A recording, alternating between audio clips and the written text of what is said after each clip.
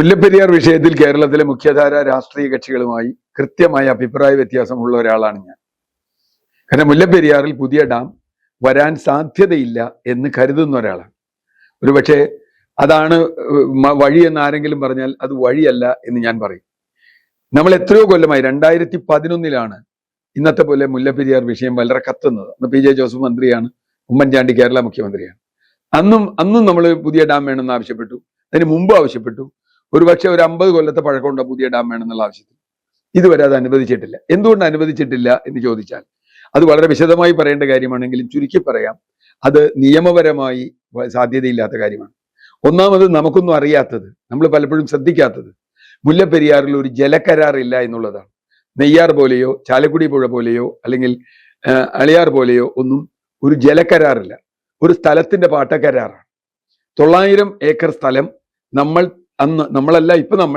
അന്ന് തിരുവിതാംകൂർ സ്റ്റേറ്റ് മദ്രാസ് സ്റ്റേറ്റിന് കൊടുക്കുന്നു. അവിടെ ഒരു അണക്കെട്ട് കെട്ടി അവിടെ വീഴുന്ന വെള്ളം അവർ കൊണ്ടുപോകുന്നു എന്നേ ഉള്ളൂ. അവിടെ മഴ പെയ്തില്ല, വെള്ളം വീണില്ലെങ്കിൽ നമ്മൾ വെള്ളം കൊടുക്കാൻ ബാധ്യതയില്ല. ഇപ്പൊ കാവേരി കരാറിലോ അല്ലെങ്കിൽ പറമ്പിക്കുളം അളിയാർ കരാറിലോ നെയ്യാർ കരാറിലോ ഇത്ര വെള്ളം നമുക്ക് തരണമെന്നുണ്ട്. ഇതിലതില്ല, അല്ലെങ്കിൽ കൊടുക്കണമെന്നുണ്ട്. അതുകൊണ്ട് തന്നെ ഇപ്പോ പുതിയ ഡാം പണിയാന്ന് പറഞ്ഞാൽ എന്തായാലും അവിടെ പണിയാൻ പറ്റില്ല. നമ്മളൊരു വീട് മാറി പണിയുന്ന പോലെയല്ല. പുതിയ ഡാം പുതിയൊരു സ്ഥലത്തേ പണിയാൻ പറ്റുള്ളൂ.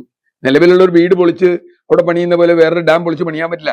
കാരണം അതിന് പുറത്ത് പണിയണം എന്ന് പറഞ്ഞാൽ അതിനേക്കാൾ ദൂരെ, അതിനേക്കാൾ വലുതും, മാത്രമല്ല അതൊരു മലയുടെ മുകളിലാണെങ്കിൽ ഡാം പുറകോട്ട് വരുമ്പോൾ താഴെ നിന്നാണ് പണിയുക. എന്ന് പറഞ്ഞാൽ ഇപ്പോഴുള്ള ഡാമിന്റെ 3-4 മടങ്ങ് ഉയരത്തിൽ ഉള്ള ഒരു ഡാം കേരളം കെട്ടണം. അത് കെട്ടേണ്ടത് എവിടെ? പെരിയാർ ടൈഗർ റിസർവിൽ. ഒന്നാമത്തെ കാര്യം, അങ്ങനെ വന്നാൽ ഈ കരാറിന് പിന്നെ ബാധ്യതയില്ല. കാരണം ഈ കരാർ സ്ഥലത്തിന്റെ കരാറാണ്. സ്ഥലത്തിന്റെ കരാർ അവിടെ നിൽക്കുന്നിടത്തോളം, അവിടെ ഡാം ഇല്ലാത്തടത്തോളം ഈ പുതിയ ഡാമിന് ഈ കരാറുമായി യാതൊരു ബന്ധവുമില്ല. അപ്പൊ പുതിയ കരാർ വേണം. ഇവിടെയാണ് തമിഴ്നാട് ഉടക്കുന്നത്. പുതിയ കരാർ വന്നാൽ ഡാമിന്റെ നിയന്ത്രണം തമിഴ്നാടിനാവും. അവർക്ക് അതിൽ താല്പര്യമില്ല. ഇപ്പൊ നമ്മുടെ ഒരു പ്രതിനിധിയെ അതിൽ വെക്കുന്നതുമായി ബന്ധപ്പെട്ടല്ലേ തർക്കം. അങ്ങനെ വന്നാൽ കേരളത്തിന്റെ നിയന്ത്രണത്തിൽ ഡാം വന്നാൽ ആ പ്രതിനിധിയെ വെക്കുന്ന കേരളം വേണോ വേണ്ടോ എന്ന് കേരളം തീരുമാനിക്കും. ഇതാണ് ഒന്നാമത്തെ കാര്യം. അതുകൊണ്ട് തമിഴ്നാടിനെ സംബന്ധിച്ചിടത്തോളം ആ സ്ഥലത്തിന് പുറത്തൊരു ഡാം അവർക്ക് താല്പര്യമേ ഇല്ല. കാരണം ഒരു ഡാം, വേറൊരു വലിയ ഡാം വന്നാൽ അവർക്ക് അതിനോട് താല്പര്യമില്ല. അതുകൊണ്ടാണ് സുപ്രീം കോടതി ഈ കേസിൽ ഒരു വിധി പറഞ്ഞത്. സുപ്രീം കോടതിയുടെ വിധി വളരെ കൃത്യമാണ്. 2 പേരും കൂടി ആലോചിച്ച് വേണമെങ്കിൽ ഒരു ഡാം പണിതോളാനാ. അതെന്തായാലും നടക്കാൻ പോണില്ല. രണ്ടാമത്, ഇങ്ങനെ ഒരു ഡാം കിട്ടുന്ന ചെലവ് എന്തിനാ കേരളം എടുക്കുന്നത്? കേരളത്തിന്റെ കാര്യം എന്താ? കേരളത്തിന് ഡാം അല്ലല്ലോ അത്. കേരളത്തിന് അതിന്റെ സുരക്ഷ എന്ന് പറഞ്ഞാൽ, സുരക്ഷ കേരളത്തിന് എങ്ങനെ കൊടുക്കാൻ പറ്റും? നമ്മളൊരു ഡാം കിട്ടി, മറ്റേ ഡാം ഇതിന്റെ ഉള്ളിലാവും. ഇത് മൊത്തം വെള്ളം നിറയും. അപ്പൊ പിന്നെ ഒരു 100 കൊല്ലം കഴിയുമ്പോൾ വീണ്ടും ഡാം കെട്ടണ്ടേ? 999 കരാർ നിലനിൽക്കുന്നിടത്തോളം അങ്ങനെ ഒരു പുതിയ ഡാം എന്നത് എക്സിസ്റ്റ് ചെയ്യാനേ പോകുന്നില്ല. മൂന്നാമത്തെ പ്രശ്നം, 1000കണക്കിന് ഏക്കർ പെരിയാർ ടൈഗർ റിസർവ് മുങ്ങിപ്പോകും.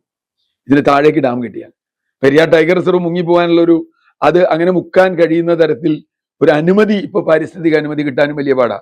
ശബരിമലയ്ക്കും അതുപോലെയുള്ള കാര്യങ്ങൾക്കും 25 ഏക്കർ ഭൂമി, 25 ഹെക്ടർ വനഭൂമി കിട്ടാൻ ബുദ്ധിമുട്ടിക്കൊണ്ടിരിക്കുന്നു.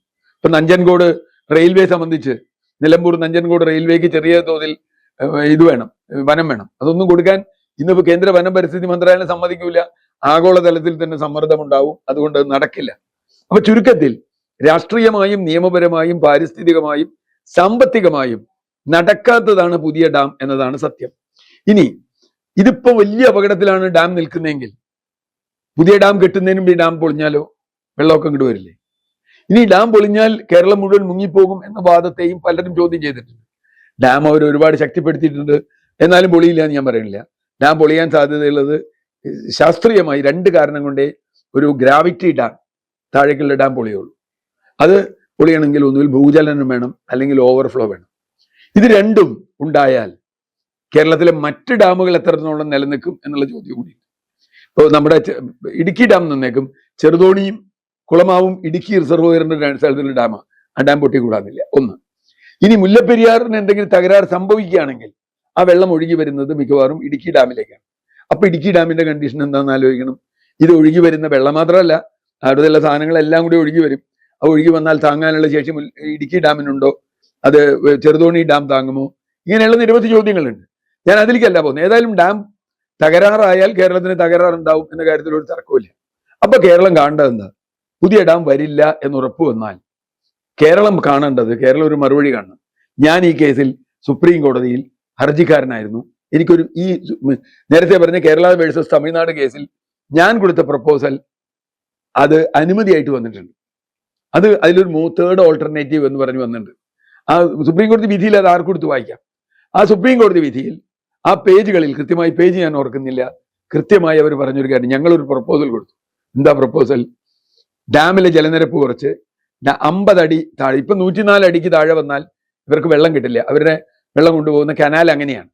നേരെ മറിച്ച് 50 അടി താഴെ നിന്ന് ഒരു ടണൽ ഇട്ടാൽ, മലയാണ്, ഒരു ടണൽ ഇട്ടാൽ ഒരു സംശയമില്ല, അത് വനമൊന്നും ഇല്ലാത്ത പ്രദേശമാണ്, തമിഴ്നാട്ടിന് ഈ വെള്ളം ശേഖരിക്കാം. അപ്പൊ 50 അടിയിൽ കൂടുതൽ വരുന്ന എല്ലാ വെള്ളവും അവർക്ക് അവിടെ കിട്ടും. അവര് താൽക്കാലികമായി ശേഖരിക്കുക. ഇത് കാവേരി ട്രിബ്യൂണലിന്റെ വിധിയിൽ വന്നിട്ടുള്ള ഒരു കാര്യമാണ്. കർണാടക തമിഴ്നാടിന് വെള്ളം കൊടുക്കും. പക്ഷെ ഒരു കാര്യമുണ്ട്, കർണാടക പറഞ്ഞ ഒരു കാര്യമുണ്ട്, വെള്ളം ഞങ്ങളുടെ അവിടെ അണകെട്ടി ശേഖരിക്കാൻ പറ്റില്ല, നിങ്ങൾ വെള്ളം നിങ്ങളുടെ സ്ഥലത്ത് കൊണ്ടുപോയി ശേഖരിക്കണം. തമിഴ്നാട് സ്റ്റോറേജ് താഴെ ഉണ്ടാക്കും. ഇവിടെയും തമിഴ്നാട് സ്റ്റോറേജ് താഴെ ഉണ്ടാക്കിയിട്ടുണ്ട്, ഇവിടെ അധികം ജലം വന്നാൽ ശേഖരിക്കാനുള്ള. അതുപോലെ താഴെ 2, 3, 4 ആവശ്യമുള്ള സ്റ്റോറേജുകൾ തമിഴ്നാട് സ്ഥാപിക്കാൻ കഴിഞ്ഞാൽ ഒരു സംശയവും വേണ്ട, മുല്ലപ്പെരിയാറിൽ ജലനിരപ്പ് കുറയ്ക്കാൻ വഴിയും പറ്റും. ഇത് തമിഴ്നാടുമായി ചർച്ച ചെയ്യണമെന്ന് കുറെ കാലമായി ഞങ്ങളെ പോലുള്ള ആളുകൾ ആവശ്യപ്പെടുന്നതാണ്. അത് സുപ്രീം കോടതി വരെ അംഗീകരിച്ചതാണ്. ഉന്നതാധികാര സമിതി ജസ്റ്റിസ് KT തോമസ് അടക്കമുള്ള ആളുകളും ടെക്നിക്കൽ കമ്മിറ്റിയും അംഗീകരിച്ചതാണ്. പക്ഷെ നമ്മുടെ രാഷ്ട്രീയക്കാരും മിണ്ടില്ല. അവിടെയാണ് മുല്ലപ്പെരിയാറിലെ ചതി. കേരളം മിണ്ടില്ല. കേരളം മിണ്ടാതിരിക്കുന്നതിന് കാരണം അതാണ് ആ ചതി ഞാൻ പറയാൻ പോകുന്നത്. അത് കുമിളി എന്ന് പറയുന്ന സ്ഥലമാണ്. നമ്മൾ കാണുന്ന കുമിളി അല്ലെങ്കിൽ തേക്കടി എന്ന് പറയുന്ന സ്ഥലം. തേക്കടിയിൽ ഒരു തടാകമുണ്ട്.